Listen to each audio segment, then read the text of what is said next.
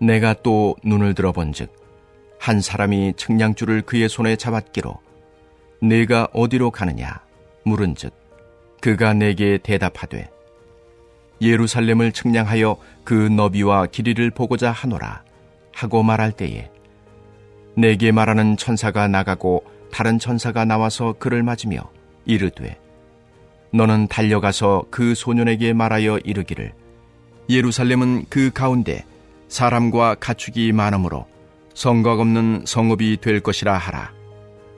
여호와의 말씀에 내가 불로 둘러싼 성곽이 되며 그 가운데서 영광이 되리라. 오호라, 너희는 북방 땅에서 도피할지어다. 여호와의 말씀이니라. 이는 내가 너희를 하늘 사방의 바람같이 흩어지게 하였음이니라. 여호와의 말씀이니라. 바벨론 성에 거주하는 시온아, 이제 너는 피할지니라. 만군의 여호와께서 이같이 말씀하시되 영광을 위하여 나를 너희를 노력한 여러 나라로 보내셨나니 너희를 범하는 자는 그의 눈동자를 범하는 것이라. 내가 손을 그들 위에 움직인즉 그들이 자기를 섬기던 자들에게 노략거리가 되리라 하셨나니 너희가 만군의 여호와께서 나를 보내신 줄 알리라.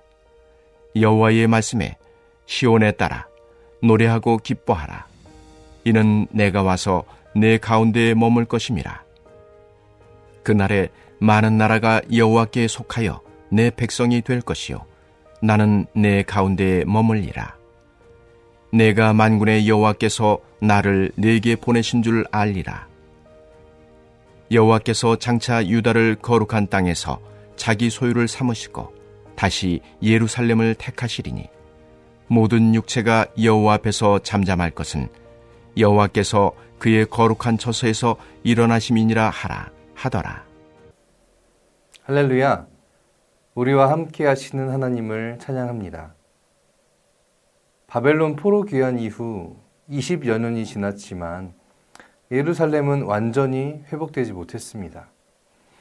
성전의 기초는 놓였으나 그 진행은 지지부진했고 예루살렘 성벽 또한 여전히 무너진 채로 방치되어 있었습니다. 곳곳에는 전쟁의 흔적이 드러나 있었고 도시의 인프라는 복구될 기미가 보이지 않았습니다.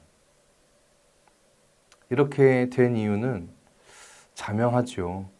이스라엘의 죄악 때문이었습니다. 우상숭배 때문입니다. 하나님보다 더 사랑하게 된 것들이 많아진 것이지요. 하나님은 구별된 백성으로서 하나님의 뜻을 이루며 그들이 살아가길 바라셨지만 돈을 더 사랑하고 풍요로움을 더 사랑하고 넉넉함을 쫓게 된 그들이 되었습니다. 곧 우상숭배입니다. 그러다 보니 고위직의 부정부패는 만연해졌고 제한된 물질을 서로 뺏고 빼앗는 일상이 시작되었습니다. 사랑의 공동체가 약육강식의 힘의 공동체가 되어버린 것입니다.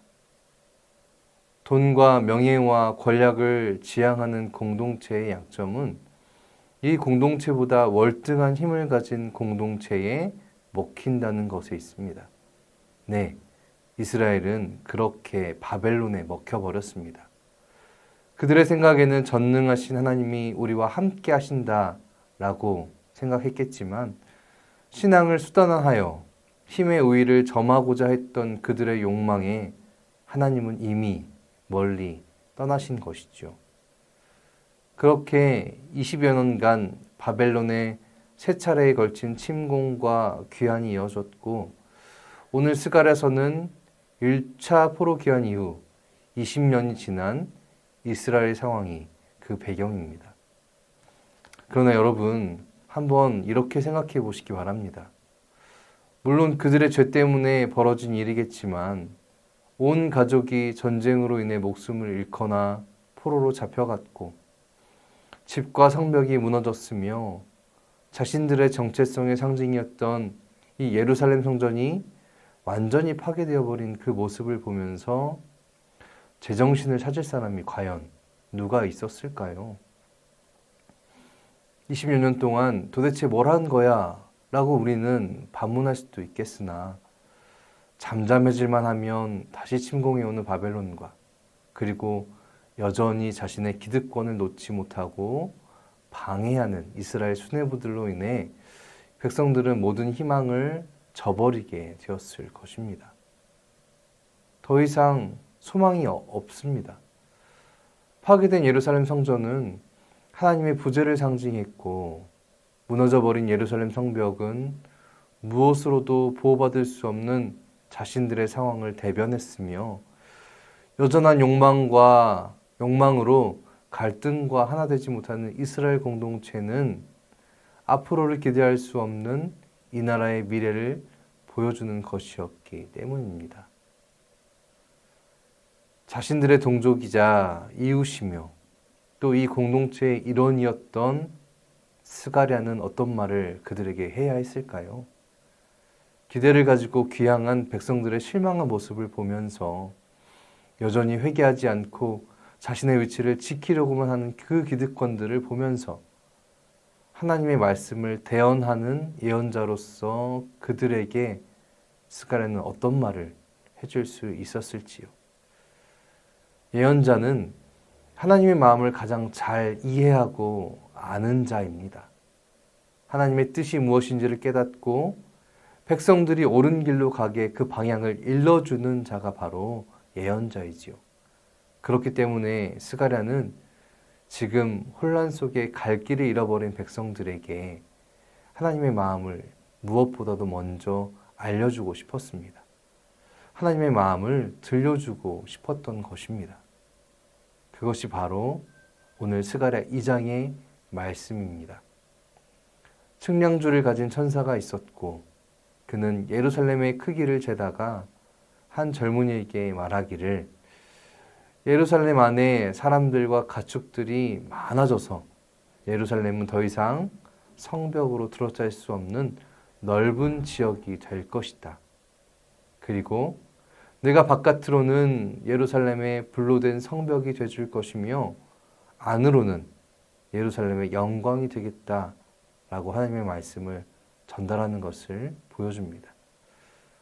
무너져버린 성벽을 보며 한탄하기보단 이 성벽이 의미가 없을 만큼 예루살렘을 처음보다 더 크게 회복시키실 하나님, 파괴된 예루살렘 성전을 보며 하나님의 부재를 느끼기보다 광야에서 불기둥과 구름기둥으로 우리를 구원하셨던 그 하나님이 다시 우리에게 임해 주시겠다. 그리고 이제 성전이 아니라 너희와 함께함으로 너희의 힘이 아닌 나 여호와가 이스라엘의 영광을 높여주겠다 라고 하나님 말씀하시지요. 이것이 바로 하나님의 마음입니다. 예언자 스가랴가 전하는 하나님의 마음과 또 그 하나님의 뜻이 여러분 느껴지시는지요? 비록 그들이 죄를 지었고 힘의 논리대로 그들은 삼켜졌지만 하나님은 이 모든 것을 잊어주시겠다, 모른 척 하시겠다 말씀하시며 다시 그들의 하나님이 되어주실 것을 약속하셨습니다. 이 하나님의 은혜가 저와 여러분에게도 있기를 축복합니다. 그리고선 바벨론에서 도망치라고 말씀하십니다. 이미 바벨론으로부터 포로 귀환한 이스라엘 백성들에게 이 말씀은 이제 더 이상 바벨론에게 얽매이지 말라는 말씀과 같습니다. 그들을 향한 두려움과 무서움을 거두고 이제는 다시 한번 하나님을 신뢰하라는 것입니다. 너희를 건드리는 나라는 주의 눈동자를 건드리는 것이다. 두려워할 대상이 바벨론이나 또는 다른 강대국이 아니라 여호와 하나님, 너희는 나를 이제 경외하라는 것입니다. 여호와 하나님을 신뢰하면 상황은 어떻게 될까요? 역전됩니다. 그들은 자기를 섬기던 자들, 곧 이스라엘 노예들로부터 모든 것을 빼앗기게 된다는 힘의 논리가 역전되는 일을 하나님께서 이루신다라는 것입니다. 그러니 너희는 노래하고 기뻐하라. 내가 와서 너희 가운데에 머물 것이다. 소망 없이 살지 말고 희망 없는 자처럼 행하지 말고 우리를 회복시키실, 우리를 다시 세우실 하나님을 노래하고 기뻐하는 것, 그것이 바로 어려움에 처했으나 다시 살아갈 소망을 가진 그리스도인의 모습, 성도의 모습, 하나님 나라의 백성의 모습일 것입니다. 비록 어려움에 처했으나 소망을 노래하며 희망으로 살아내는 백성들의 그 삶의 모습은 세상의 논리를 박살내고 오히려 많은 나라들이 하나님의 백성으로 살아가게 하는 기초가 될 것입니다.